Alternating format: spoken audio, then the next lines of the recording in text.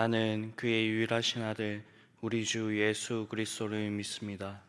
그는 성령으로 잉태되어 동정녀 마리아에게서 나시고 본디오 빌라도에게 고난을 받아 십자가에 못 박혀 죽으시고 장사된 지 사흘 만에 죽은 자 가운데서 다시 살아나셨으며 하늘에 오르시어 전능하신 아버지 하나님 우편에 앉아 계시다가 거기로부터 살아있는 자와 죽은 자를 심판하러 오십니다.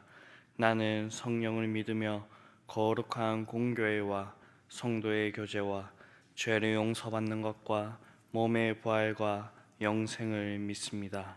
아멘. 123장 저들밖에 한밤중에 123장 찬양하시겠습니다.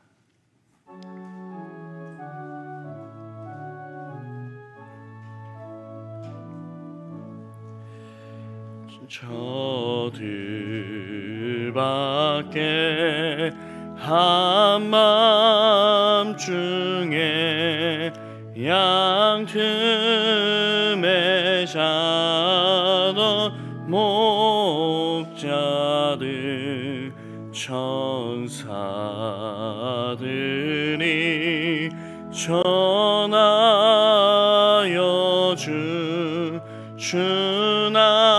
주나신 소식 들었네.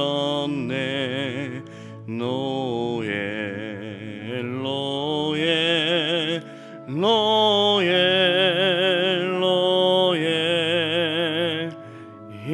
이스라엘 왕이 나셨네. 저 동방에 별 하나가 이상한 빛을 비추어 이 땅 위에 큰 영광이 나타나 징조 보였네. 노예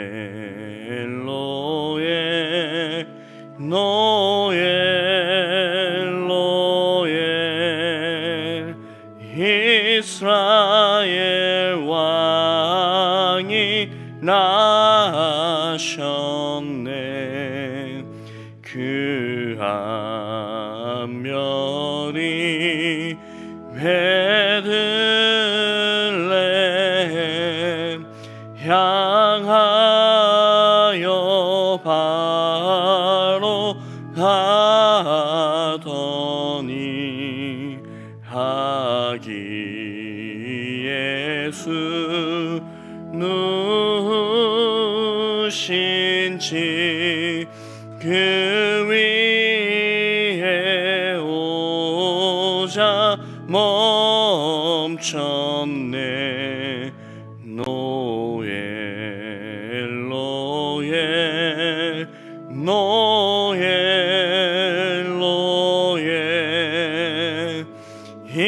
이스라엘 왕이 나셨네. 저 동방에 박사들이 새 아기 보고 절하고 그 보배 하나 열어서 세 가지 예물 드렸네. 노예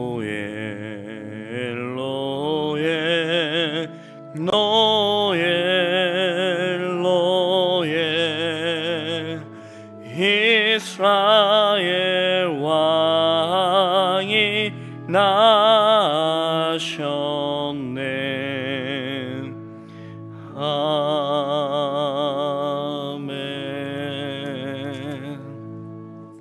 125장 천사들의 노래가 찬양하시겠습니다.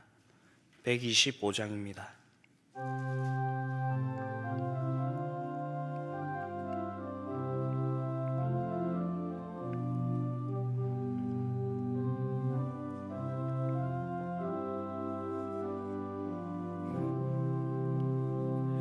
천사들의 노래가 하늘에서 들리니 상과들이 기뻐서 메아리 쳐 울린다.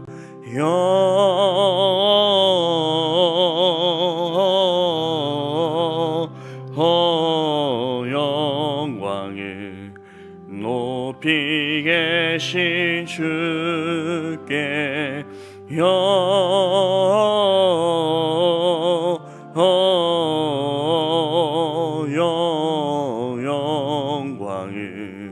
높이 계신 주님께 한밤중에 목자들 양떼들을 지킬 때 아름다운 노래가 청아하게 들린다.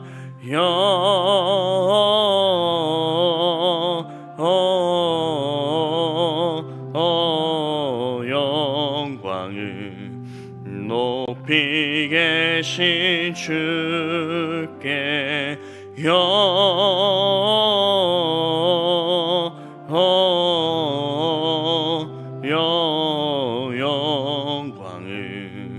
높이 계신 주님께 베들레헴 달려가 나시나기 예수께 굴어 경배합시다. 탄생하신 아기께 영광을 높이 계신 주께 영광을 높이 계신 주님께 구유 안에 누이신 어린 아기 예수께 우리들도 다 함께 기쁜 찬송 부르자.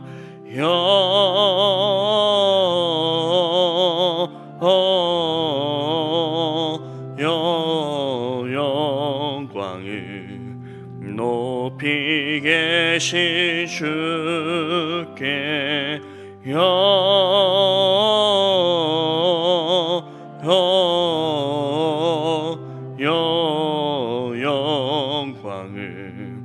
높이 계신 주님께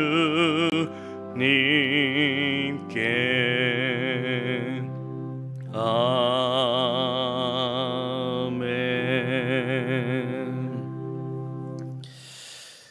사랑의 하나님, 우리가 여전히 죄인 되었을 때 예수님을 우리에게 보내주셔서 어둠 가운데 빛을, 사망 가운데서 생명의 주심을 감사를 드립니다.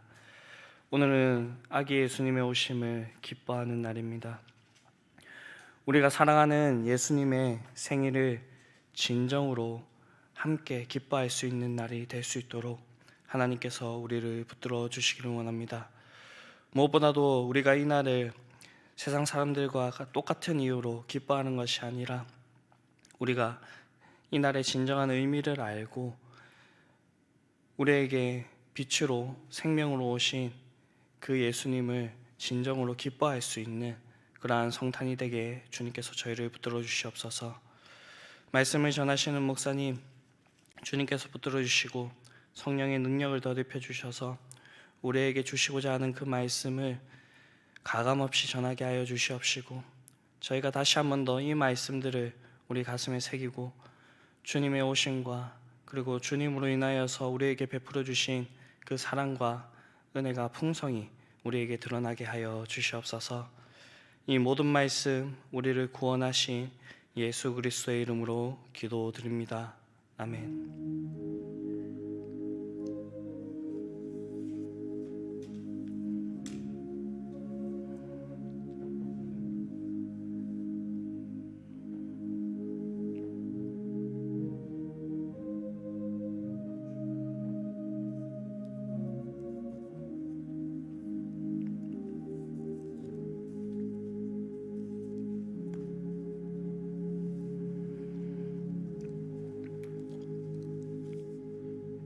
오늘 저에게 주신 말씀은 누가복음 2장 1절에서 14절의 말씀입니다. 누가복음 2장 1절에서 14절의 말씀입니다. 저와 여러분들이 한 절씩 교독하도록 하시겠습니다. 그때 가이사 아구스도가 영을 내려 천하로 다 호적하라 하였으니, 그네노가 수리와 총독이 되었을 때 처음 한 것이라. 모든 사람이 호적하러 각각 고향으로 돌아가매 요셉도 다윗의 집 족속이므로 갈릴리 나사렛 동네에서 유대를 향하여 베들레헴이라 하는 다윗의 동네로 그 약혼한 마리아와 함께 호적하러 올라가니, 마리아가 이미 잉태하였더라. 거기 있을 그때 해산할 날이 차서 첫 아들을 낳아 강보로 싸서 구유에 뉘었으니, 이는 여관이 있을 곳이 없음이러라. 그 지역의 목자들이 밤에 밖에서 자기 양떼를 지키더니 주의 사자가 곁에 서고 주의 영광이 그들을 두루 비추매 크게 무서워하는지라. 천사가 이르되 무서워하지 말라. 보라, 내가 온 백성에게 미칠 큰 기쁨의 좋은 소식을 너희에게 전하노라. 오늘 다윗의 동네에 너희를 위하여 구주가 나셨으니 곧 그리스도 주시니라. 너희가 가서 강보에 쌓여 구유에 뉘어 있는 아기를 보리니 이것이 너희에게 표적이니라 하더니, 호련히 수많은 천군이 그 천사들과 함께 하나님을 찬송하여 이르되, 지극히 높은 곳에서는 하나님께 영광이요 땅에서는 하나님이 기뻐하신 사람들 중에 평화로다 하니라. 아멘. 해피 크리스마스. 복된 성탄절에 하나님의 크신 은총이 사랑하는 성도님들과 함께 하시기를 바랍니다. 하나님의 이 사랑과 은혜가 우리나라에도 또 세계 교회에도 함께 하시기를 바랍니다. 오늘 본문은 예수님께서 탄생하시는 장면입니다. 누가는 의사였고 또 역사가였습니다. 그러므로 그는 이 모든 일을 자세히 미루어 살폈다고 했는데, 자세하게 많은 것을 기록해서 예수님에 관한 이 누가의 기록을 통해서 우리는 역사적으로 예수님께서 언제 어디서 어떻게 탄생하시는가 하는 것을 잘 알 수 있게 되어 있습니다. 1절에 보시면 가이사 아구스도, 이 가이사는 영어로는 시저라 하는 것이죠. 그래서 시저가 아우구스토 시저가 황제였을 때입니다. 시저 아우구스토는 옥타비아누스인데 황제가 되고 아우구스투스라고 하는 그런 이름을 얻었던 사람입니다. 그는 그 전 황제였던 율리어스 시저의 종손자라고 합니다. 누나의 손자라고 합니다. 그런데 그가 죽었을 때 이 유언으로 옥타비아누스를 황제로 삼아라, 자기 양아들로 입양하겠다, 그렇게 돼 있어서 다들 놀랐다고 합니다. 그런데 막상 그가 황제가 되었을 때는 아주 잘 다스려서 역시 줄리어스 시저가 사람 보는 눈이 있다, 뭐 그렇게 되었던 그런 역사적인 기록이 남아 있습니다. 이 옥타비아누스가 아우구스투스가 황제가 되었는데, 그는 황제가 되고 천하로 다 호정령을 내렸습니다. 이 호정령이라고 하는 것은 인구조사를 말합니다. 우리나라는 10년에 한 번씩 인구 센서스를 하고 또 그 중간에 5년에 한 번씩 조사를 하고 그렇게 합니다. 왜냐하면 이 인구를 조사하는 것이 세금 문제라든지 나라의 정책을 세운다든지 하는데 아주 중요한 것이기 때문에 그렇습니다. 그래서 그는 호정령을 내렸습니다. 이 호정령은 구레뇨가 수리아 총독이 되었을 때 처음 한 것이다, 그렇게 되어 있습니다. 이제 이 표현은 조금 이제 번역 성경이기 때문에 원어를 찾아보면 수리아 총독이 되었다 할 때 총독이라는 말은 총독이란 말이 아니고 헤게모니우스라 하는 말인데, 헤게모니를 잡았을 때 우리 하는 말로 그가 다스릴 때 하는 말입니다. 그래서 구레뇨는 수리아를 두 번에 걸쳐서 다스렸는데, 한 번은 총사령관으로서 로마 군대 사령관 다스리고, 그 뒤에는 또 여기 나오는 것처럼 총독으로 되어 있는데, 여기 2절에 총독으로 다스렸다 하는 말은 그 직책을 말하는 것이 아니고 그가 그 지역에서 실권을 가지고 있다 하는 표현이기 때문에 두 번 다 가능하고, 이 두 번 중에서 그가 먼저 총사령관으로 다스렸던 주전 8년경을 말한다, 그 학자들이 생각입니다. 그래서 제가 이야기를 언급한 것은 예수님이 정확하게 언제 탄생하셨느냐 놓고 학자들 논란이 많습니다. 올해가 2020년이니까 주전 1년 12월 25일 예수님 탄생하셨다, 그렇게 생각하는 분이 있는데 그렇지는 않습니다. 예수님이 언제 탄생하셨는가를 계산하던 그 학자가 그 날짜를 계산하다 보니까 좀 계산이 틀렸어요. 그래가지고 보통 성경학자들은 주전 4년에서 5년, 그리고 더 늦으면 더 빠르면 주전 6년, 그 사이에 예수님이 탄생했다고 봅니다. 계산을 잘못했기 때문에. 그래서 우리가 일반적으로는 이게 통용되기 때문에 그냥 BC, AD 하면서 예수님이 AD 1년에 태어났다. 왜? 예수님이 태어난 것을 중심으로 그 역사를 만들었기 때문에. 그러나 실제로는 그 계산하시는 분이 계산을 잘못했습니다. 그런데 정확하게 계산해 보면 이 누가복음 2장에 나오는 구레뇨가 수리아 총독되었다 하는 이 표현하고 맞습니다. 이때가 주전 8년경입니다. 그러면 예수님이 주전 5년경에 태어났다, 혹은 주전 4년경에 태어났다, 그렇게 한다면 이하고는 3, 4년 차이가 나잖아요. 그 이유는 그 당시에는 오늘날 같이 교통이나 통신이 발달하지 않았기 때문에 로마 황제가 자기가 통치하는 천하에 인구조사를 명령해도 그것이 진행되는데 수년이 시간이 걸리기 때문에 그렇습니다. 이것은 성경 역사가들은 다 알고 있는 것입니다. 참고로 예수님께서 정확하게 나신 날짜는 모릅니다. 그냥 그렇게 짐작하고 최소한 주전 4년 6월절 이전이라고는 보는데, 그 이유는 그 예수님이 탄생하셨을 때 그 2살 아래로 아이들을 다 죽이고 했던 그 헤롯 대왕이 주전 4년 6월절에 죽습니다.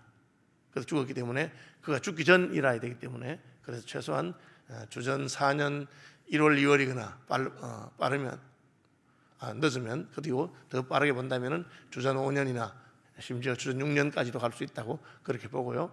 우리가 생각하는 12월 25일 날 탄생하신 것은 아닙니다. 대충 이 기간, 그러니까 6월절 이전 기간이니까 뭐 12월, 1월, 뭐 2월 그렇게 보는데, 전 세계 교회는 이제 서방 교회를 중심으로 12월 25일을 예수님 탄생으로 기념하기도 하고요. 동방 교회나 정교회에서는 1월 8일을 예수님 탄생일로 그렇게 해서 지키기도 합니다. 어쨌든 성탄절은 정확한 예수님의 생일은 아니고 예수님의 탄생을 기억하고 기념하는 날입니다. 뭐 역사적인 배경 정도 하고요. 이게 왜 중요하냐? 예수님이 유대 땅 베들레헴에 탄생하셔야 되기 때문에 그렇습니다. 예수님이 탄생하셨을 때 그 학자들이 헤롯이 유대인의 왕 메시아가 어디 탄생하겠느냐 물으니까 학자들이 다 알았어요. 유대 땅 베들레헴 에브라타 이오니, 이는 선지자로 말씀하신 바 그렇게 유대 땅 베들레헴 에브라타야, 너는 유대 고을 중에 가장 작지 아니하도다. 이는 내게서 한 다스리는 자가 나실 것이기 때문이다. 그렇게 말했습니다. 여러분, 우리 성경은 애매한 것이 아닙니다.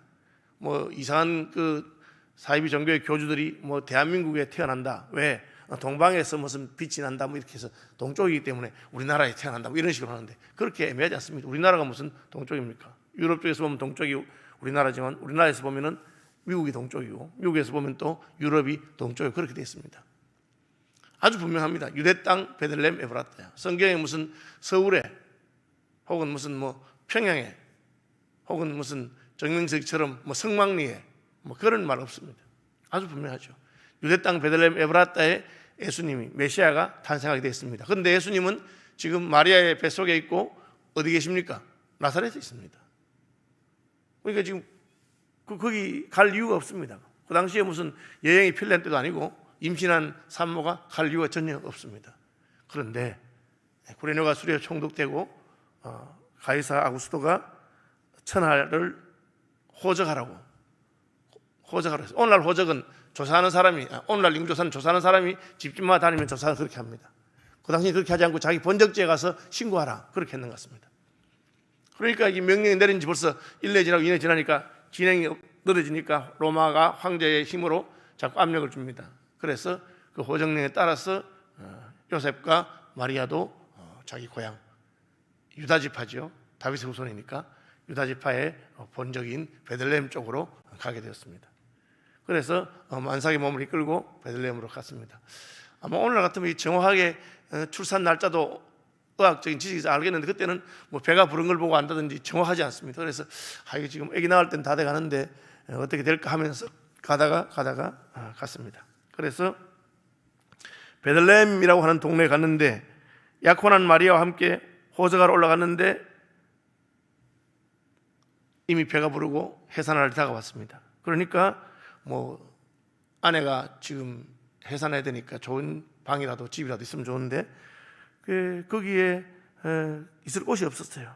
7절에 보시면 이는 여관에 있을 곳이 없음이라. 이것도 2000년 전 이야기입니다. 여관이라고 번역되어 있는데 개역성경에는 사관이라고 되어 있고 여관으로 번역되어 있는데 이제 사관이라고 하는 말은 약간 공적인 느낌이 드는 말입니다.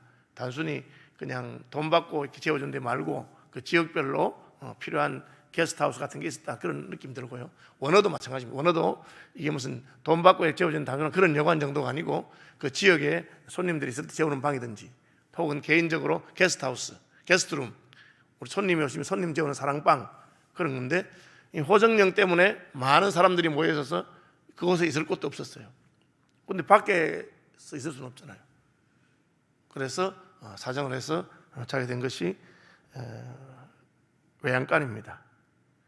그래서 해산할 날이 차서 첫 아들을 낳아 강보로 사서 구유에 누웠으니 이는 여관에 있을 곳이 없습니다. 이 구유도 보통 사람들은 이제 뭐 말구유라고 하는데 이 구유라고 되지 말구유 아니에요. 이것은 양구유입니다. 양구유. 베들레헴은 양이 많고 그리고 이것은 마구간이 아니고 정확히 말하면 외양간입니다.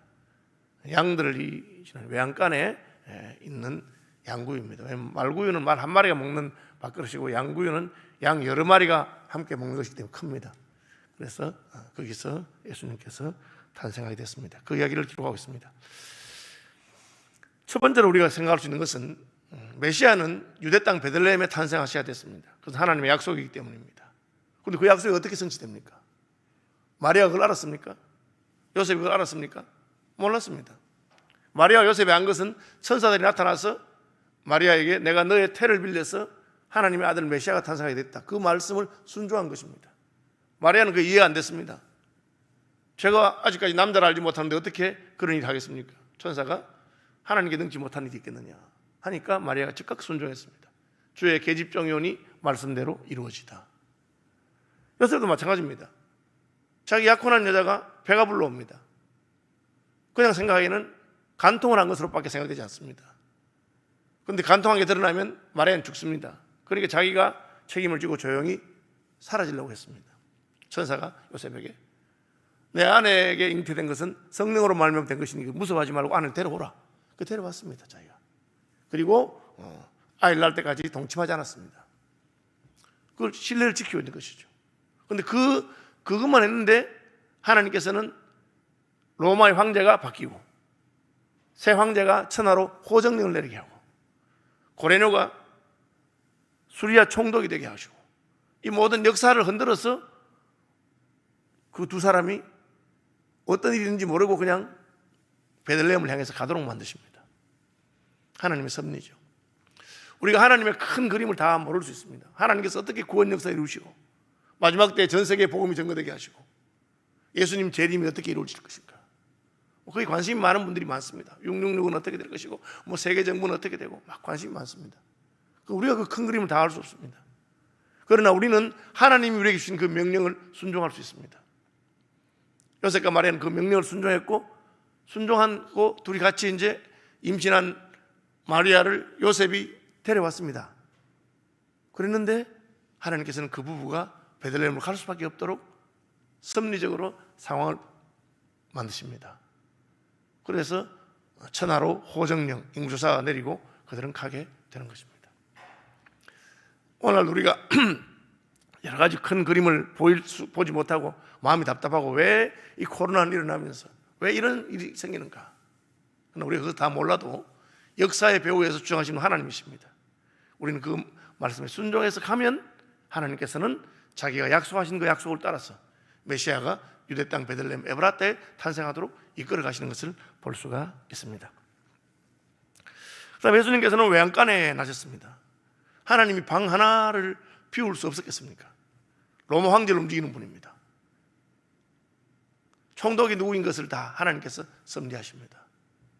그런데 천하를 흔드신 하나님께서 그냥 빈방 하나를 내놓지 아니하고 외양간에 양구유에 메시아가 탄생하게 하신 것입니다. 그것은 무엇입니까? 우리에게는 주님을 영접할 준비도 안 돼 있고 영접할 공간이 없어도 주님은 오십니다. 우리에게 오시는 것입니다. 낮은 곳으로 오십니다. 여기서 우리는 우리가 죄인 되었고 참으로 주님을 영접할 만한, 환대할 만한 그런 방을 준비하고 하지 못했는데도 불구하고 아직 우리가 죄인 되었을 때에 우리에게로 오신 하나님의 은혜를 기억할 수가 있습니다. 때로 우리가 마음에 좀 이렇게 믿음이 생기고 하나님께 가야 돼 싶어서 주님께 갈 때마다 우리를 괴롭히는 것이 무엇입니까? 나 같은 자가 어떻게 주님을 영접할 수 있을까? 나 같은 자가 어떻게 주님의 은혜를 누리겠는가? 그런 마음이 들 수 있습니다. 그런데 주님은 처음 오실 때부터 그야말로 사고 안에 있을 곳이 없는, 아무도 그걸 환영하지 아니하고 영접해 주지 않았어도 주님께서는 오셨습니다. 그래서 짐승들이 먹이를 먹는 그 외양간의 양구위에라도 오시는 분이 예수님이십니다. 그러면 우리는 우리의 영적인 상태가 어떠하든지 혹은 우리의 행편이 어떠하든지 부끄러워하지 말고 우리 중에 오시는 예수님을 환영하고 영접하는 사람이 되어야 할 것입니다. 예수님이 탄생했을 때 그분에게 처음 와서 경배한 사람들은 누구였습니까? 양을 치던 목자였습니다. 베들레헴은 양떼가 많은 곳입니다. 6월절 제사 드리는 양을 공급하는 곳이 베들레헴 지역입니다. 베들레헴은 이런 그대로 떡집, 곡식이 풍부한 곳이기 때문에 아마 양을 키우기도 좋았는지 모르겠습니다. 거기에 가장 낮은 하층민은 목자들입니다. 목동들입니다.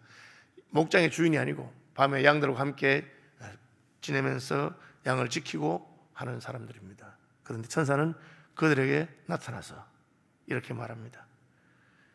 보라, 내가 온 백성에게 미칠 큰 기쁨의 좋은 소식을 너에게 전하노라. 오늘날 다윗의 동네에 너희를 위하여 구주가 나셨다. 만왕의 왕이십니다.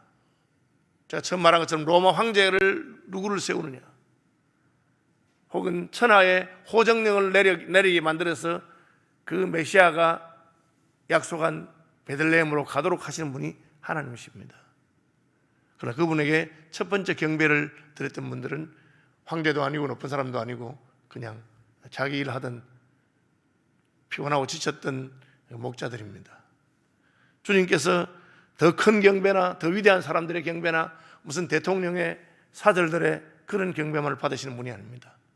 그냥 우리같이 보잘것없고 아무것도 아니고 그저 우리의 일생의 살림살이에 혹은 먹고 사는 일에 참 정신이 없는 그런 사람들에게 오셨습니다. 오셔서 구주가 너희를 위해서 오셨다. 그 소식을 듣고 그들은 예수님께 달려가서 경배하게 됩니다. 오늘 이 성탄절에 우리도 나 같은 자도 찾아오신 주님을 생각하고 경배하는 그런 일이 있었으면 좋겠습니다. 아직 우리에게 황금과 유향과 모략이 없어도 동방박사가 오기 전에 먼저 목동들의 경배를 받으신 분이 예수님인 것을 기억하셔야 됩니다. 그들은 빈손으로 왔지만 기쁜 마음으로 메시아가 오신 것을 환영하고 싶은 마음으로 주님께 간 것입니다. 지극히 낮은 데로 임하신, 그리하여 약속하신 곳에 오신 그 예수님이 오늘 저의 마음에도 오시고 또 저희 입술의 찬양과 경배를 받으시기를 바랍니다. 하늘에 계신 우리 아버지, 아버지의 이름을 거룩하게 하시며 아버지의 나라가 오게 하시며 아버지의 뜻이 하늘에서와 같이 땅에서도 이루어지게 하소서. 오늘 우리에게 일용할 양식을 주시고 우리가 우리에게 잘못한 사람들을 용서해 준 것 같이 우리 죄를 용서해 주시고 우리를 시험에 들게 하지 마시고 악에서 구하소서. 나라와 권능과 영광이 영원히 아버지의 것입니다. 아멘. 오늘 성탄절